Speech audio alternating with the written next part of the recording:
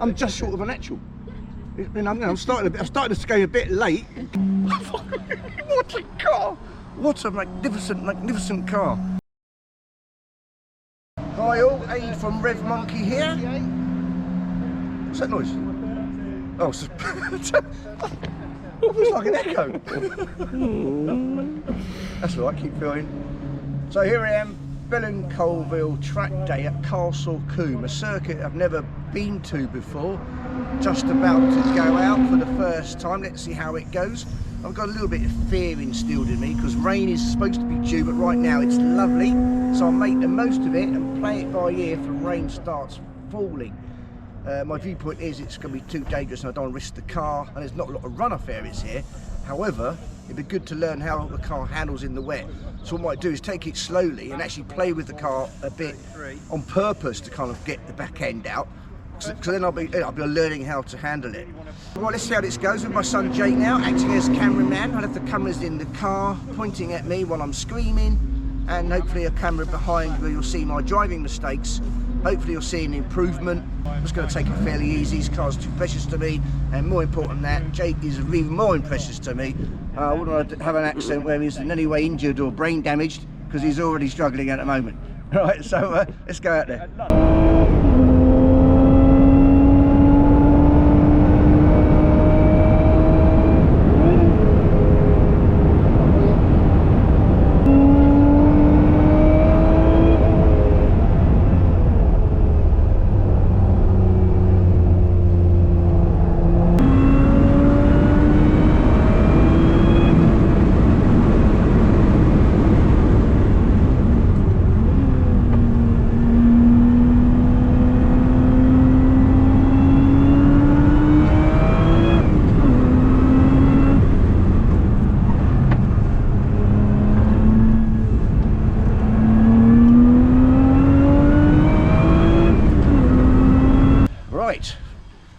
Actually did one session, well, cycling laps, one session, came back and then went out for the second session, and I'll be showing you some of that. And what a car! What a magnificent, magnificent car. I was starting to go much faster and faster, every lap was incrementally better, the lines were getting better, and the car still is performing better than I can. I haven't managed to shake it, I don't want to, but it's starting to squeal a lot around the corners, means actually I'm actually really trying well. But I was really proud of myself because you know, I was lapping about the same time as the 720S. Okay, you overtook me in Australia, let him go, but then I was just tracking him, and I could see the car was slightly better, my low mirror was slightly better on the curves, but of course as soon as he gets on the straight he was kind of pulling away a bit, but not madly.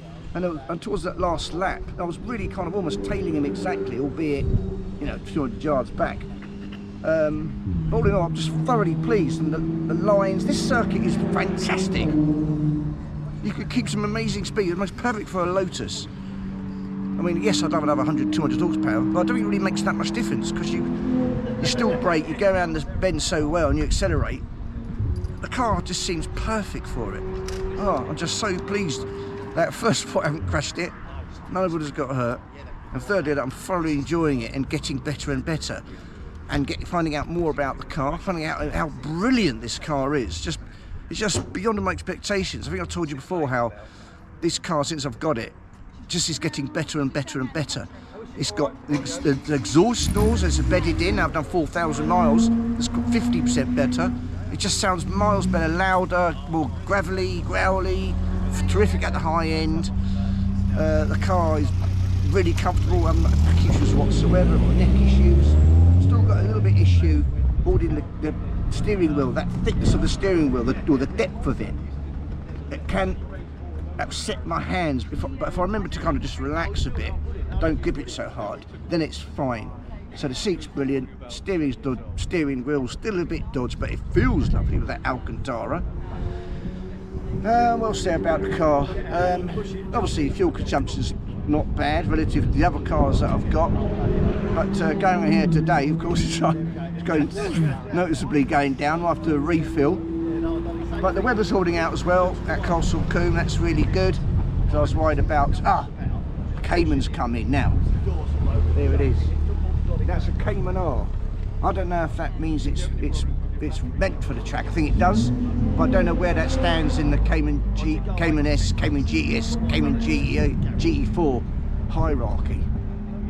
But next time he goes out, I'm going to go behind him. And for you guys, new guys early, I'm going to try my best to take him, because I know that's the big rival of the Emira, and that will make my day. So hopefully a later footage in this same video will have achieved that aim. Brilliant. So anything else about the Emira? Still think it's stunningly beautiful. Every time myself or my son Jake holding the camera kind of comes back from a walk and sees the car, it still takes your breath away. You're going, bloody hell, that looks amazing, you know. Not finding the practicality any sort of issue. There's space behind the seats, and I have gone away with the weekend with my missus, and it takes a couple of bags in the back and behind the seats, not a problem. Even with the amount of missus takes, and that's ridiculous. I've bought some Sparco driving shoes, and that makes a huge difference on the ability to change gear and have fun moving fast on the road or on the track. So they're a really good investment. I think they were like 69 quid, and actually they're really comfortable. So I highly recommend getting them anyway, whatever car you've got, but definitely get something firm and narrow like this in this car if you're getting one or you've got one. Right, big treat. I've actually just been out with an instructor. This is Katie, to introduce herself. She showed me what I was doing right and wrong around the track, which hopefully you're going to as well. And hopefully explain to us some of the tips and techniques that a more novice starting to learn about track driving in a car would need to think about. That really makes the differences and helps them grow as a driver quickly. So Katie, do you want to introduce yourself first of all? Yeah, sure. So I'm Katie Milner. Currently instructing with Lotus, so I've been with them for the last 2 years, but also sort of instruct with a few different brands as well. But yeah, here today instructing, keeping everyone safe. I think the trick with this car, and to be fair, a lot of track cars, is it's not about sort of being really aggressive and trying to do loads of things at once, which not only yourself but a lot of the other people today have also been doing similar. So sort of, it sounds weird, but the easier the car is to drive, the faster you go. So the more of a straight line around the circuit, you know, so you're not sort of fighting the lock all the time. The more you get the brakes done before going into a corner. So for yourself, you know, you're really good on initial brake pressure, but then you've popped off the brake quite quickly, which track driving, it's all about weight transfer. So you want to keep the weight on the front on the way into the corner, give you know, sort of maximum grip going in, keeping the car on the front.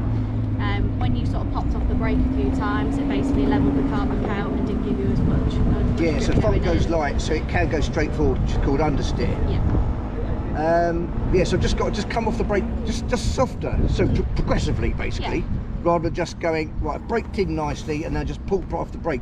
So acceleration and turning per se, that was all right. Wasn't too jerky on the turning, or no, absolutely fine, nice and smooth. Good hand position as well. A lot of people feed the wheel, but you were fixed, which is really good. Bloody hell! So basically, I'm just short of a natural. And I'm starting to go a bit late. Katie's clearly at least half my age, possibly a bit more. So generally speaking, apart from that, is there any other techniques that people on their first few track days should look to concentrate on? Where can they make a big mistake, and what can lessen those mistakes? What general advice would you give to someone who's kind of new to track? The biggest one is just build up. You know, if you're doing a track day and you've got a full day, you've got the whole day to build yourself up. That's a good option. If you can get instruction straight away, first thing, you're sort of setting off on the right foot rather than getting your bad habits and then trying to get out of those. So that's a great point. So building up, using all the track from white line to white line, you know, maximising every single inch of the track, so the wheel is as straight as possible at all times, which means the car will be as stable as possible at all times. Yeah, a lot of people try and do a corner like a 50-pence piece almost.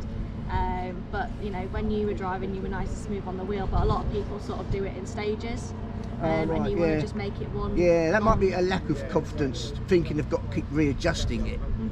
If you can get instruction, then get it. So I already learned a couple of things from Katie. We only went out for a few laps, then I was getting it. I felt a bit intense, so I had to stop. Your impressions of this car as a track day car, because initially you think if you've got a track day and you're going to get Lotus, then get an Elise or an Exige. So what's your view on this car and its ability on a track? I mean, I'm blown away by it because I'm used to the car, and to me this is great. but you come from a different angle. You drive cars which are proper track cars, even if they're a cheaper car in principle, they're set up for the track. So what's your impressions of this track car? Bear in mind, she's a Lotus employee, so she's not going to denigrate it, but you know, as honest as you can be. How do you feel about it? I think this car is another level compared to the other Lotuses. I mean, oh, really? I've been in the other models here. Even a 410 Sport Exige, 430 Sport, that sort of stuff. Well, I've not been in them too much to make sort of a good decision on them, to be honest, but you know, on days like today where I've kind of jumped in and out of them, and to compare this to, you know, kind of McLarens that I've been used to before I started working with Lotus, yeah, for me it's a completely different level. It's oh, really? A massive step so when you forward, even knew out of me and you weren't driving, you just felt the car was just better balanced, the chassis was more solid, the turning was more direct, and you could feel what was going on right underneath you. You're probably thinking, oh, I wish I was driving this, because you could probably have some really good fun in it. I mean, if you want to go out in it a little bit later, and me and my son will passage you up, yeah, I'd love to do that. That'd be great. I'll get that on video.